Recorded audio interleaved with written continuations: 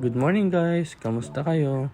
Ayun, at dahil galing nga kami sa Aichi Cafe, nakita rin namin itong store na to, ang Aiko Sushi.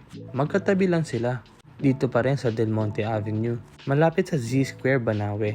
At dahil mahilig nga si Missy sa sushi, nagpasya kami tikman ang mga tinda nila dito. Maliit lang din itong store na to, at street parking lang din. Meron lang silang isang table for dine-in customers. Sadly, wala silang toilet.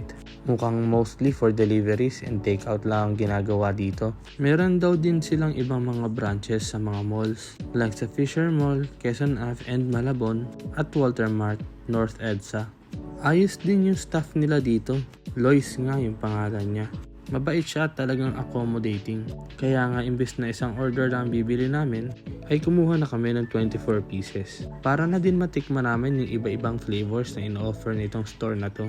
7 years na nga daw siya sa store na to eh. Imagine, nagtagal siya. Maganda siguro pumamalaka dito. Anong binili mo? Sushi! Welcome to Japan! Japan Del Monte, Philippines! Ayun, nakauwi na nga kami. Eto na nga pala yung order naming sushi. Tuna, salmon, at yung California Maki with cucumber. Huhusgahan ko na nga itong mga sushi na to para magkaalaman na. Una kong tinikman na ay itong tuna sushi. Masarap ito. Kahit maliit lang yung portion ng meat, dasang-dasa yun. Tapos yung salmon sushi, tinikman ko na rin. Ito yung mas nagustuhan ko, yung salmon sushi. Siguro on par lang siya sa California Maki with cucumber. Siguro kung mas malaki yung portion ng meat, mas gugustuhin ko yung salmon sushi. Although naintindihan ko naman kasi mahal nga ang salmon. Overall, masarap lahat ng na-order namin at sa tingin ko fresh itong mga to.